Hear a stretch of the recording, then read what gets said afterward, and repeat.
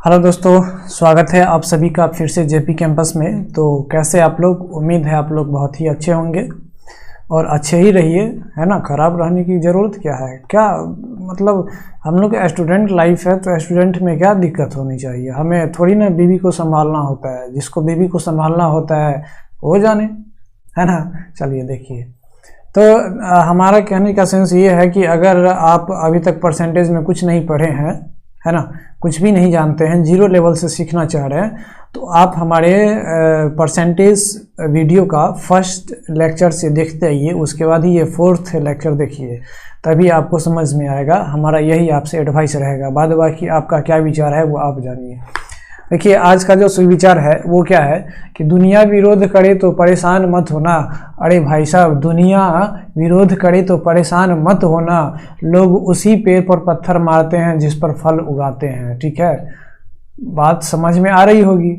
मतलब कि अगर आप पे कोई कीचड़ उछाल रहा है, आप पे कोई कुछ बोल रहा है, कुछ उल्टा पुल्टा बोल रहा है आप पे, तो भाई साहब आप कुछ कर रहे हैं तभी तो आप पे बोल रहा है। अगर आप कुछ नहीं करते तो बताइए आप पे बोलता।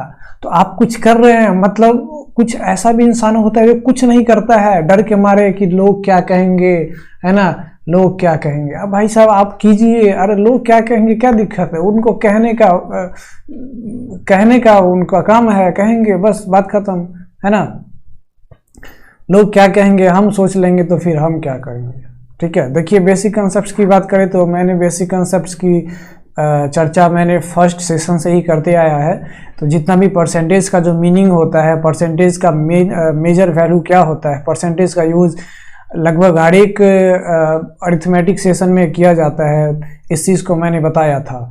तो हम डायरेक्टली आपको क्वेश्चंस पे लाते हैं और क्वेश्चन के थ्रू आपको परसेंटेज का कंसेप्ट समझाते हैं। ठीक है, अब वैसे बेसिक कंसेप्ट मैंने फर्स्ट सेकंड और जितना भी वीडियो मैंने पीछे बनाया है फर्स्ट सेकंड में, जाहिर सी बात है उसमें मैंने सारा कुछ क्लियर कर चुका हूँ।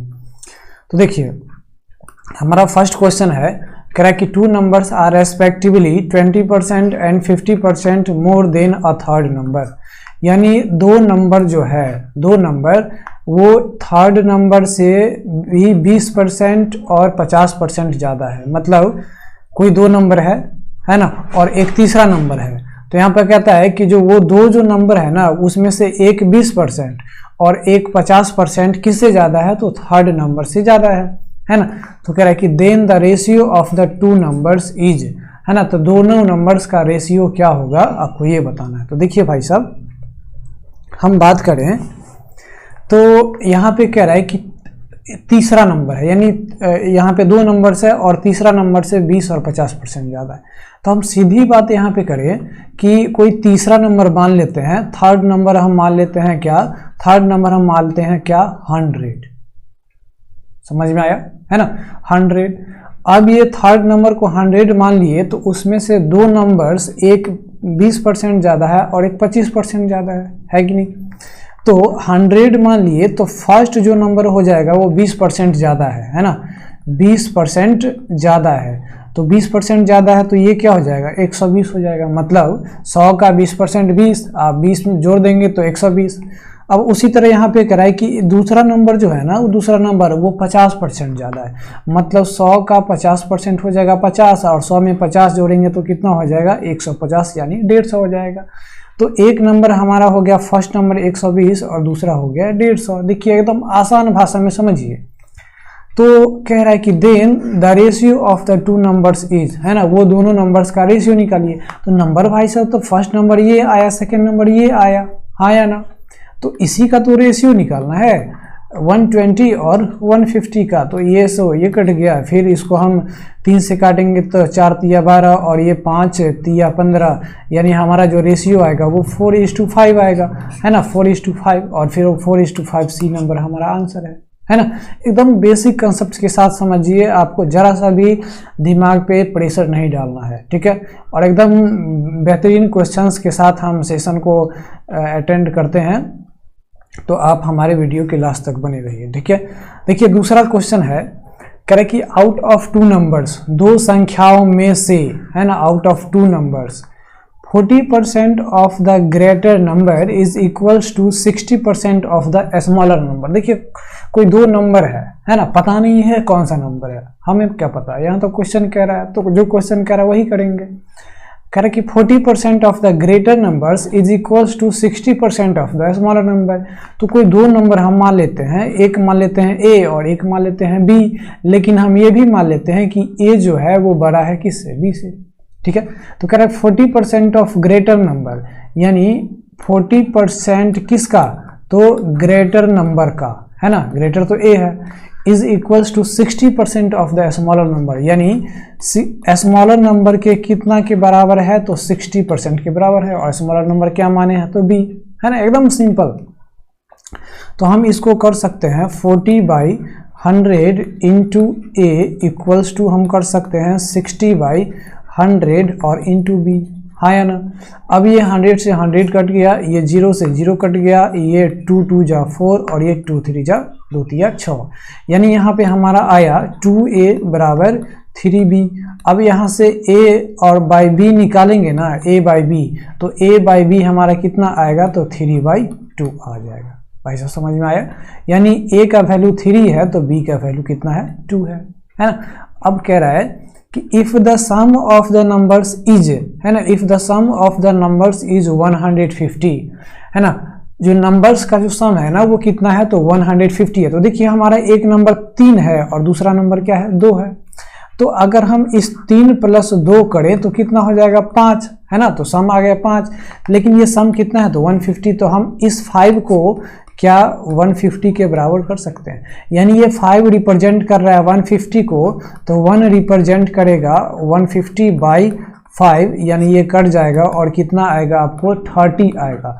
यानी ये 1 रिप्रेजेंट कर रहा है 30 को, तो आपको यहाँ पर पूछ रहा है then the greater number is, greater number क्या होगा, तो भाई साहब ग्रेटर नंबर कौन है, ए या बी। देखिए ए का वैल्यू 3 और बी का वैल्यू ऐसे भी मान चुके हैं हम, ए ग्रेटर है, तो ए का वैल्यू 3 है। तो यहाँ पे बताइए 1 यूनिट बराबर कितना आया, 1 यूनिट बराबर हमारा आया 30। तो हमारा यहाँ पे जो ग्रेटर नंबर 3 है, 3 यूनिट बराबर क्या हो जाएगा, तो 3 × 30, यानी 3 3 जा 9, 90 हो जाएगा, यानी 90 हमारा क्या हो जाएगा, करेक्ट आंसर हो जाएगा। उम्मीद है आपको ये भी समझ में आया होगा, है कि नहीं। उसी तरह नेक्स्ट क्वेश्चन है, नेक्स्ट क्वेश्चन कह रहा है कि गिवन डेट दिया गया है 10% of A's income is equals to 15% of B's income is equals to 20% of C's income, है ना। देखिए क्या क्या कह रहा है, सो देखिए कह रहा है, क्वेश्चन कह रहा है कि 10% यानी 10% of A's income is equals to 15% of B's income is equals to 20% of C's income, C के 20% के बराबर है, ठीक है। तो आपको कह रहा है कि if the sum of their income is, है ना, उसके इनकम का सम कितना होगा। तो देखिए हम यहाँ पे क्या करेंगे, सबसे पहले ये जो लिखा गया है, ये जो लिखे हैं इसको हम सॉल्व कर लेते हैं। कैसे सॉल्व करेंगे, तो ये 10% का मतलब होता है 10/100 और a है तो a का, 15% का मतलब होता है 15/100 और इंटू b, ये 20% का मतलब होता है 20/100 और इंटू c, है कि नहीं। अब ये 100 100 100 कट जाएगा, ये 5 2 जा 10, 5 3 जा 15 और 5 4 जा 20, है ना, 5 चौके 20, यानी यहाँ पे आ गया 2a बराबर 3b बराबर 4c। अब भाई साहब ये 2a बराबर 3b बराबर 4c है, तो हमने आपको बताया था कि a ratio b ratio c कैसे निकालते हैं, है ना, कैसे निकालते हैं। तो कैसे निकालते हैं, सो देखिए हम क्या करते हैं कि सारे के कोफिशिएंट का एलसीएम ले लेते हैं, मतलब 2 का 3 का और 4 का हम एलसीएम ले लेंगे। तो 2 3 4 का एलसीएम ले लेंगे तो एलसीएम हमारा हो जाएगा 12, है ना। अब देखते हैं कि ये 2 में कितना से मल्टीप्लाई करेंगे कि हमारा 12 आएगा, तो हम 6 से मल्टीप्लाई करेंगे। इस 3 में कितना से मल्टीप्लाई करेंगे कि हमारा 12 आएगा, तो भाई साहब आप कहेंगे 4। इस 4 में कितना से मल्टीप्लाई करें कि हमारा 12 आएगा, तो भाई साहब आप कहेंगे 3, है ना। तो भाई साहब यही तो 6 4 और ये 3 यही तो रेशियो है, यानी हमारा a रेशियो b रेशियो जो होगा वो कितना हो जाएगा, तो 6:4:3 हो जाएगा। मतलब A का वैल्यू 6, B का वैल्यू 4 और C का वैल्यू कितना हो जाएगा, 3 हो जाएगा। ठीक है, तो कह रहा है कि अगर जो इनकम है तीनों का उसका जो सम है वो 78 यानी 7800 है, तो 6 4 10 और 3 13, यानी हम कह सकते हैं कि 13 टोटल सम है इनकम का। यहाँ पर रेशियो का सम ले लिए, तो ये 13 अगर रिप्रेजेंट कर रहा है किसको, 7800 को, क्योंकि ये भी इनकम का सम है। यानी 13 अगर रिप्रेजेंट कर रहा है 7800 को, तो भाई साहब बताइए एक यूनिट 13 यूनिट, अगर एक यूनिट का वैल्यू कितना होगा, तो आप कहेंगे 7800 और बटे 13, है ना। तो 13 पचे 65 और 13 छक्के 78 होता है, 13 छक्के कितना होता है, तो 78 होता है। यानी एक यूनिट बराबर कितना आया, तो 600 आ गया। ठीक है, कितना आया, तो 600 आ गया। अब एक यूनिट बराबर 600 आ गया, यहाँ पे हमारा एक यूनिट बराबर कितना आ गया, 600 आ गया।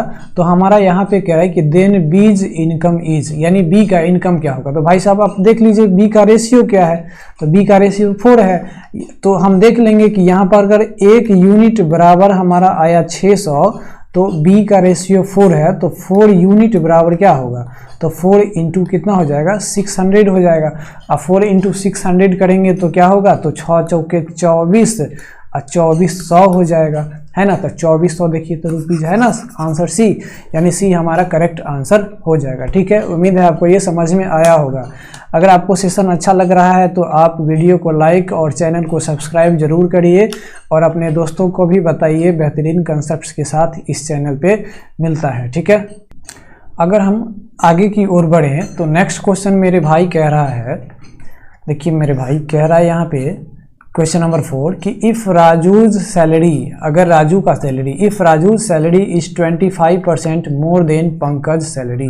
ठीक है, कह रहा है कि अगर राजू का सैलरी पंकज के सैलरी से 25% ज़्यादा है, तो देखिए कितना ज़्यादा है भाई साहब, कितना ज़्यादा है, तो 25%, और 25% का वैल्यू जो होता है वो 1/4 होता है। ठीक है, और यहाँ पे दो बंदा है भाई साहब मेरे, एक राजू है तो दूसरा क्या है, पंकज है। ठीक है, तो कह रहा है कि राजू का जो सैलरी है ना वो 25% ज़्यादा है किसके सैलरी से, तो पंकज के सैलरी से।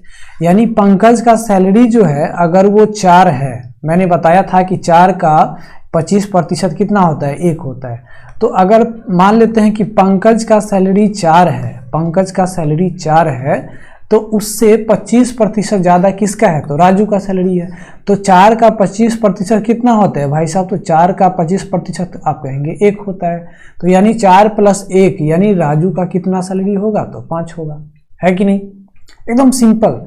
तो कह रहा है कि then the percentage by which Pankaj salary is less than Raju's salary. देखिए कह रहा है कि राजू के सैलरी से पंकज का सैलरी, है ना, राजू के सैलरी से पंकज का सैलरी कितना परसेंट है, then the percentage by which कितना परसेंट कम है, then the percentage by which Pankaj salary is less than Raju salary. देखिए राजू से कंपेयर करना चाह रहा है, तो जिससे कंपेयर करना चाह रहा है ना, तो उसके सैलरी को हम नीचे रखेंगे। मतलब यहाँ पर राजू से कंपेयर कर रहा है, तो राजू का जो 5 वाला जो वैल्यू है ना, इसको हम फ्रैक्शन के नीचे रखेंगे। तो बताइए भाई साहब एक बात बताइए, ये राजू का सैलरी है और ये पंकज का सैलरी है, तो ये पंकज का सैलरी राजू से कितना कम है, तो आप कहेंगे 1 कम है। ठीक है, और यही तो लेस परसेंटेज का रहा था, तो कितना कम है, तो 1% कम है।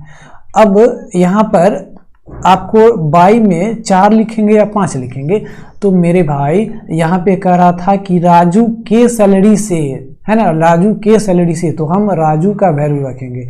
तो यहाँ पे 5 हो जाएगा, और परसेंटेज में कन्वर्ट करना है तो 100 से मल्टीप्लाई कर देते हैं, है ना। तो ये हो जाएगा आपका कितना, तो 20% हो जाएगा, यानी करेक्ट आंसर जो होगा हमारा क्या होगा, बी होगा। ठीक है, देखिए मेरे भाई आते हैं नेक्स्ट क्वेश्चन पे।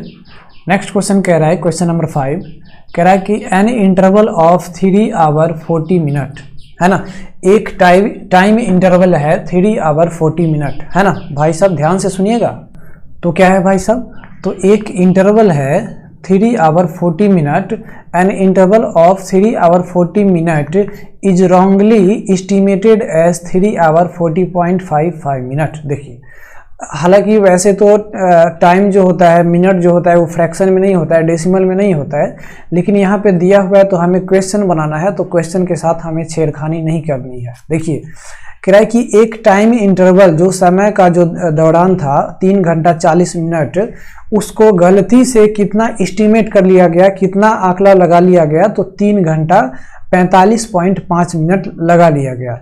तो कह रहा है कि एरर परसेंटेज बताइए। देखिए, तो हमारा ओरिजिनल जो है वो 3 आवर 40 मिनट है। कितना है भाई साहब? 3 आवर 40 मिनट।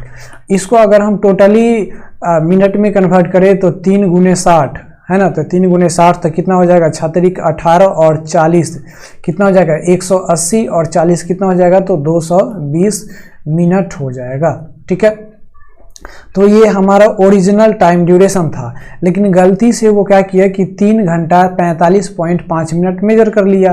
तो बताइए, ये 3 आवर और 40.55 मिनट को अगर हम मिनट में कन्वर्ट करें तो देखिए 40 यहाँ था बट यहाँ हो गया 45, यानी 5.5 बढ़ा है।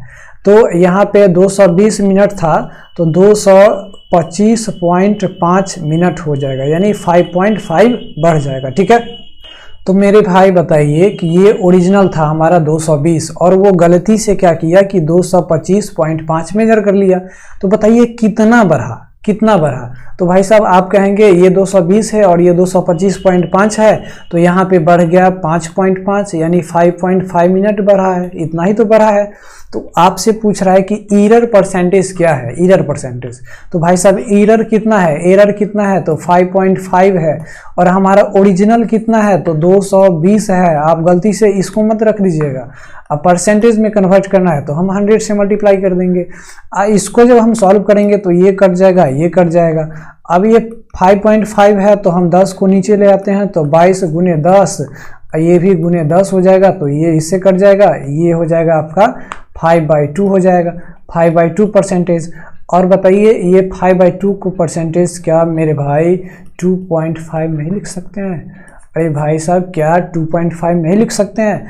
बिल्कुल लिख सकते हैं, यानी हमारा करेक्ट आंसर 2.5 हो जाएगा। ठीक है, उम्मीद है आपको ये भी क्वेश्चन समझ में आया होगा। एकदम अभी तो बेसिक लेवल का क्वेश्चन आ रहा है ना। ये परसेंटेज का वीडियो लगभग 12-13 को बनेगा, तो एकदम बेसिक से हम हाई लेवल तक जाएंगे। ठीक है, उसके बाद है हमारा क्वेश्चन नंबर 6। क्वेश्चन नंबर 6 कह रहा है कि द डिफरेंस ऑफ 2 नंबर्स, है ना, क्या कह रहा है कि द डिफरेंस ऑफ 2 नंबर्स, है ना, इज 15% ऑफ देयर सम, है ना। कोई 2 नंबर्स है, पता नहीं कौन बड़ा है कौन छोटा है, अब कोई दिक्कत नहीं है, हम मान लेंगे कि ए बड़ा है और बी छोटा है। ठीक है, तो 2 नंबर्स है, एक ए है और दूसरा बी है। तो कह रहा है कि द डिफरेंस ऑफ 2 नंबर, है ना, डिफरेंस ऑफ 2 नंबर, तो ए माइनस बी। तो the difference of 2 number is 15% of their sum, है ना। तो कह रहा है कि the difference of 2 number is 15% of their sum, यानी ये जो 2 नंबर का जो डिफरेंस है ना, उस दोनों नंबर के सम का कितना प्रतिशत है? तो भाई साहब 15% है ना। क्वेश्चन को समझिए, एकदम आसान भाषा में समझिए। कह रहा है कि the difference of 2 numbers is 15% of their sum. The difference of 2 number is 15% of their sum. तो कह रहा है कि the ratio of the larger, है ना, to the smaller number is, है ना। तो अब पूछ रहा है आपको कि जो रेशियो होगा लार्जर और स्मॉलर नंबर का वो क्या होगा। तो देखिए हम इसको सॉल्व कैसे करेंगे। अरे भाई मेरे कैसे निकालेंगे? तो देखिए आपको एकदम बिल्कुल 0 लेवल से सीखिए। यहाँ पे a माइनस बी है ना, a माइनस बी है, a माइनस बी है इक्वल्स टू, इसको हम लिख सकते हैं a प्लस बी और a प्लस बी और इनटू 15% है तो 15/100 लिख सकते हैं। अब ये कट जाएगा तो 5 3 जा 15 और ये हो जाएगा आपका कितना? तो 5 2 जा 10 और 0 20, है ना। अब ये देखिए ये हमारा क्या आया, तो a माइनस बी बराबर आ गया कितना? तो a प्लस बी और इंटू 3/20 आ गया। अब इस 20 को इधर मल्टीप्लाई कर दीजिए। तो जब 20 को इधर मल्टीप्लाई कर देंगे तो ये हो जाएगा 20a और minus 20b equals to 3a plus 3b हो जाएगा। अब यहाँ से 20a माइनस 3a करेंगे तो ये हो जाएगा 17a और यहाँ पे b को उधर ले जाएंगे तो ये हमारा हो जाएगा कितना 20 और प्लस 3 23b हो जाएगा। ठीक है, अब a रेशियो b निकालेंगे। देखिए 12 नंबर हमारा a ही था तो a को ऊपर रखेंगे, तो a रेशियो b निकालेंगे तो 23 इधर ही रहेगा, ये 23 इधर ही रहेगा, ये 17 इधर चला आएगा तो 17 ये नीचे हो जाएगा। तो हम कह सकते हैं कि a रेशियो b जो होगा वो 23:17 होगा। तो हमारा 23:17 कौन सा है, तो a है, यानी a नंबर हमारा क्या हो जाएगा, करेक्ट आंसर हो जाएगा। उम्मीद है आपको ये भी समझ में आया होगा। तो दोस्तों देखिए आते हैं नेक्स्ट क्वेश्चन पे। तो नेक्स्ट क्वेश्चन है हमारा, नेक्स्ट क्वेश्चन है कह रहा है कि इफ क्वेश्चन नंबर 7 कह रहा है कि x has twice as much money as that of y, है ना। कह रहा है कि x has twice as much money as that of y, यानी x के पास जो मनी है ना वो y के पास जितना है उसका 2 गुना है। ठीक है, यानी x का जितना मनी है वो y का जितना है उसका 2 गुना है। आगे पढ़िए, इतना में तो क्लियर नहीं हुआ कि कैसे बनाना है। कह रहे कि and y has 50% more money than that of z, और जो y का जो मनी है ना वो किससे 50% ज़्यादा है, तो z से जितना है उससे 50% ज़्यादा है। तो भाई साहब एक बात बताइए, 50% का मतलब क्या होता है? 50% का मतलब होता है 1/2। तो कहने का मतलब है 3 बंदा है, एक x है, y है, z है।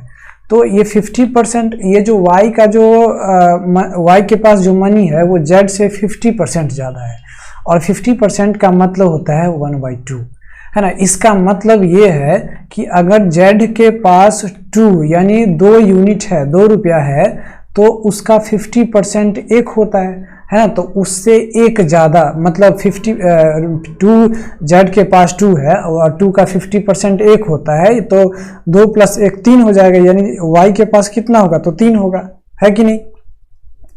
अब कह रहा है कि जो x के पास जो मनी है वो y का 2 गुना है, तो y के पास अगर 3 है तो इसका 2 गुना होगा x का, यानी ये हो गया 6 का। ठीक है, इतना बात क्लियर है, इतना बात समझ में आया मेरे भाई, है ना। अगर नहीं समझ में आया तो फिर से आप रिप्ले करके समझ लीजिए।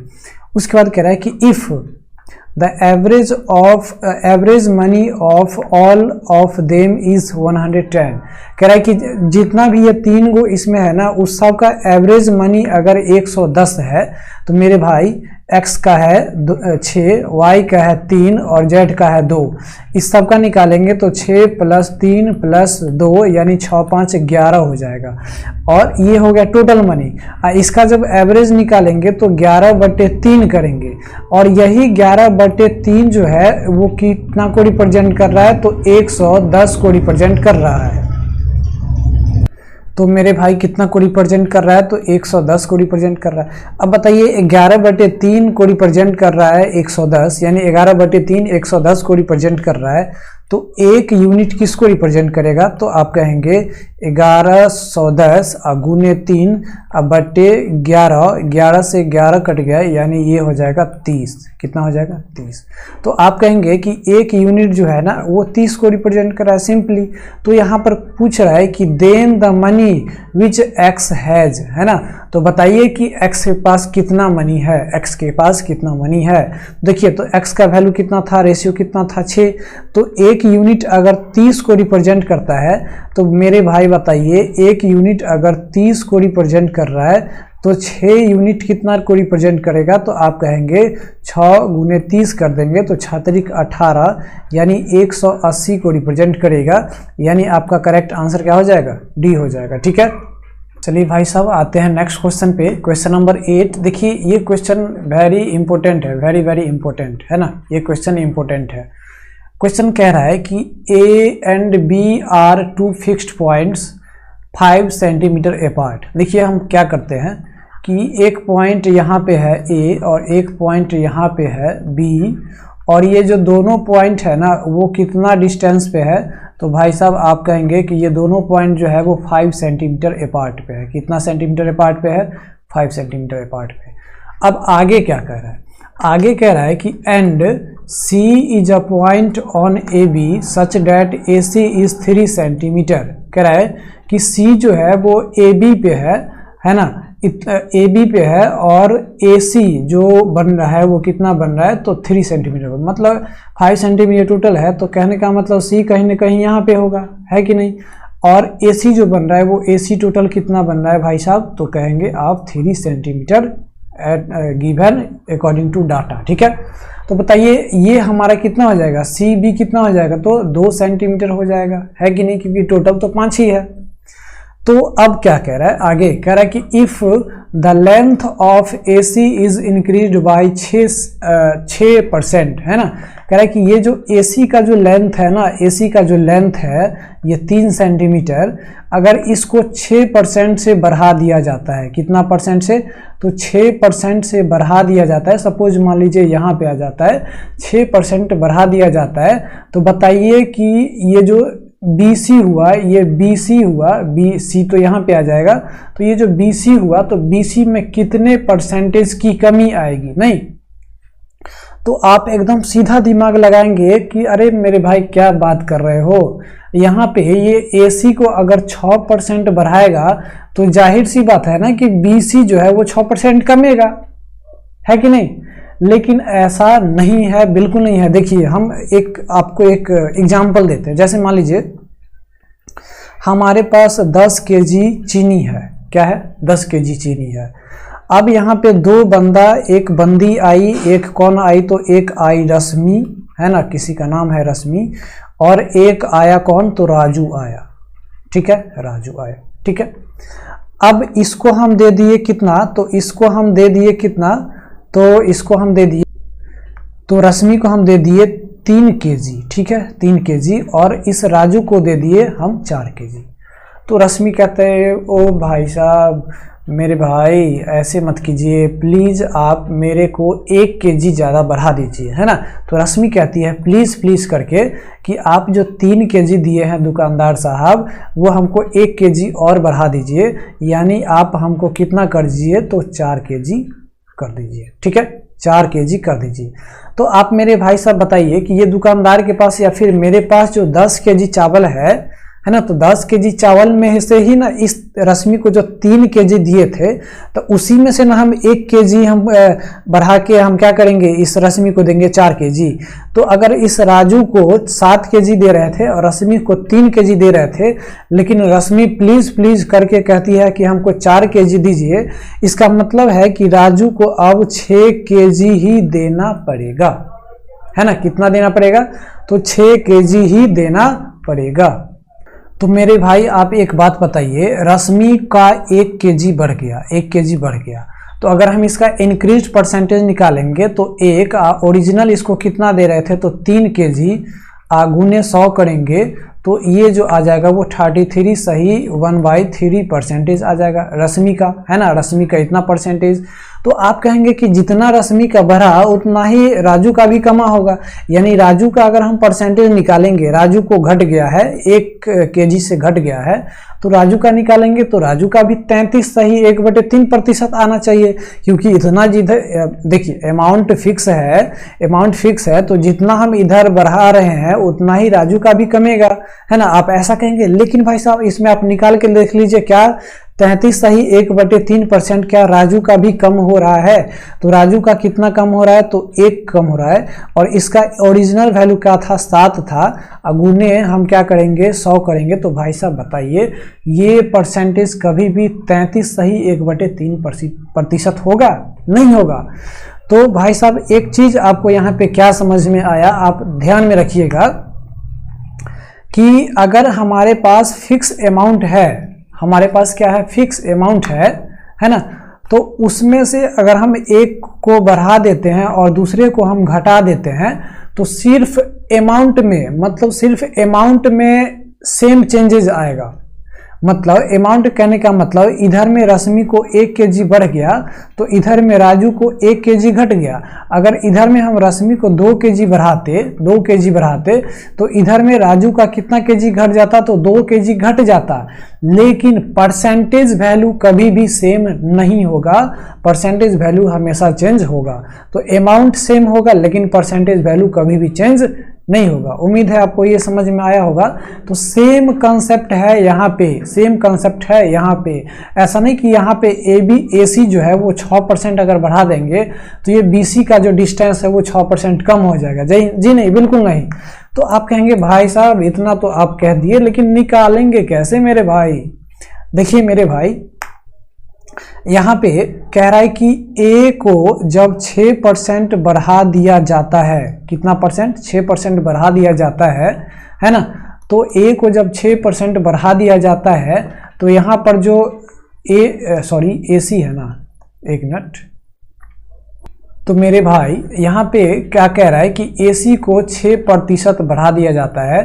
तो AC का अगर हम 6% बढ़ा देंगे, है ना, 6% बढ़ा देंगे तो उतना ही अमाउंट जो है वो कितना होगा, तो उतना ही अमाउंट हमारा BC का कम होगा। लेकिन BC का कितना परसेंट कम होगा ये हमें मालूम नहीं है। तो हम क्या करेंगे, BC और इंटू क्या कर देंगे, X% कम कर देंगे। देखिए मेरे भाई साहब, हम बराबर क्यों किए? ये AC जो है ना, वो AC हमारा इसका टोटल डिस्टेंस नहीं है। हम इधर में जितना कम करेंगे अमाउंट, मतलब डिस्टेंस जितना कम करेंगे उतना ही BC का भी डिस्टेंस कम होगा, इतना ही BC का भी डिस्टेंस कम होगा। तो ये जो है ना वो हमारा डिस्टेंस है, परसेंटेज नहीं है। ये भी जो है वो हमारा डिस्टेंस है, परसेंटेज नहीं है, इसलिए हम बराबर किए हैं। ठीक है, तो निकालने का तरीका ये है कि AB का 6% अगर बढ़ा रहे हैं तो BC का X% है ना, परसेंटेज कितना कम होगा वो हमें मालूम नहीं है, तो हम X मान लिए तो X% कमेगा। अब यहाँ पे क्या करेंगे, AC into 6/100 equals to BC into X/100। अब ये क्या 100 कट जाएगा।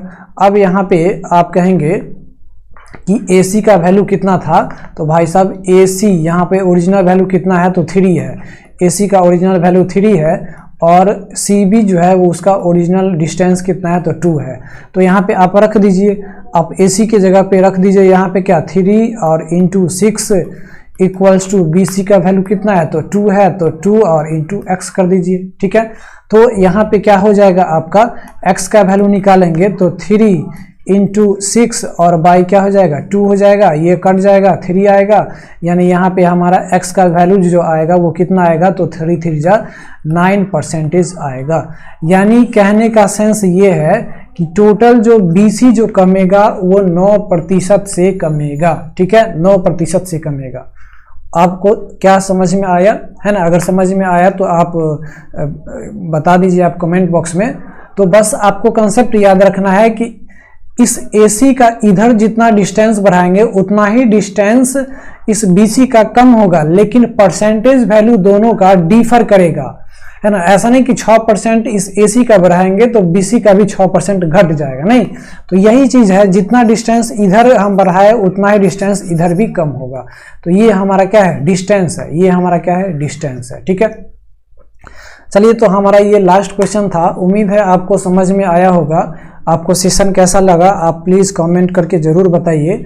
आप हमारे चैनल को अभी तक सब्सक्राइब नहीं किए हैं तो सब्सक्राइब कर लीजिए, और जो भी हमारा सोशल साइट्स है उसको आप फॉलो कर लीजिए। Thank you for watching. मिलते हैं नेक्स्ट वीडियो में। जय हिंद।